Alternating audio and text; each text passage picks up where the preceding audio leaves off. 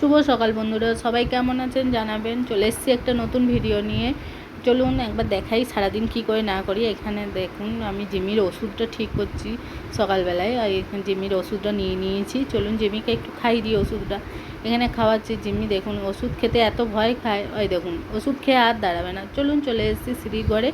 এখানে ফ্রিজে কিছু নিতে এসেছিলাম, সেই জন্য ভাবলাম এবার ঠাকুরঘরটা দেখাই, কারণ অনেকক্ষণ আমার পুজো দেওয়া হয়ে গেছে। কারণ ভোরবেলা ওটা হয়তো সব কাজকর্ম সেরে, আর ভোরবেলা উঠি সেটা দেখাতে পারি না, কারণ মেয়েটা থাকে না, পড়তে যায়, আর সব সময় তো তাদের ডাকা যায় না। সেই জন্য যেরকম নিজেই পেরেছি সেরকম ভিডিওটা করলাম। চলুন দেখাই এখানে যে এখানে আমাদের আলু চাষ হয়, সেটা দেখাতে পারিনি, বীজ কাটা এসব পরের বছর দেখাবো আপনাদের। এই 2 বস্তা আলু এসছে, এখনও আলু আসবে। আর চলে এসেছি দেখুন রান্নাঘরে আলোটা জ্বেলে নিলাম, কারণ আমাদের রান্নাঘরে আলোটা একটু কম তো সেই জন্য। আর এখানে আমি চায়ের দুধ গরম করছিলাম। এটা আজকে মেয়ের জন্মদিন, সেই জন্য পায়েস করব, সেই জন্য দুধটা রেখেছি। আর জিমির ছানা তৈরি হয়ে গেছে এখানে। আর চলুন ছাড়ে চলে এসেছি, এগুলো করতে গেছে, আর ভাবলাম আপনাদেরকে দেখাই কী করি না করি। পেছন দিকটি কিছু মনে করবেন না।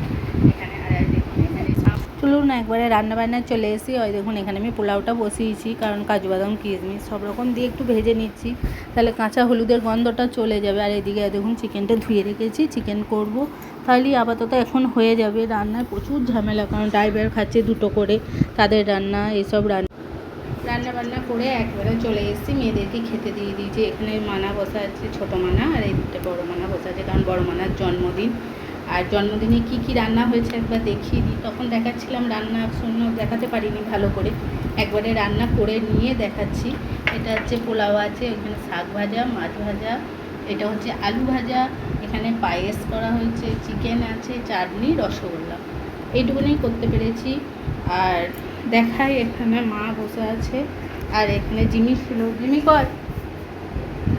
জিমি এখন চলে গেছে, এই দেখাতে পারছি না। ঠিক আছে, আজকে সব এইরকমই খাওয়া দাওয়া হোক, আবার সন্ধ্যেবেলায় কেক কাটা হবে, তখন আবার দেখাবো আপনাদের।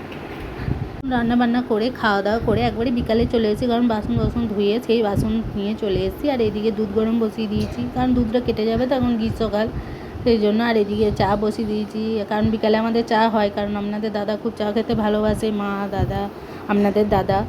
আর আমি খাই না, আমার মেয়েরাও অত পছন্দ করে, কিন্তু ছোটো মেয়ে খায়। ওই দেখুন এখানে আমি বাসনগুলো রেখেছি, আর এখানে দুধ গায়ে দেওয়া হয়ে গেছে, আপনাদের দাদাই দই, কারণ রেখে দিলাম। আর এদিকে চলে এসেছি চা নামাবো। আর একবার বলি যে সন্ধ্যেবেলায় কেক কাটা হবে, সেই জন্য একটু তাড়াতাড়ি করছি। আর কেক কাটার সময় চলে এসেছি, কারণ এখানে দেখুন যে মেয়েরা রেডি হয়ে গেছে দেখছেন।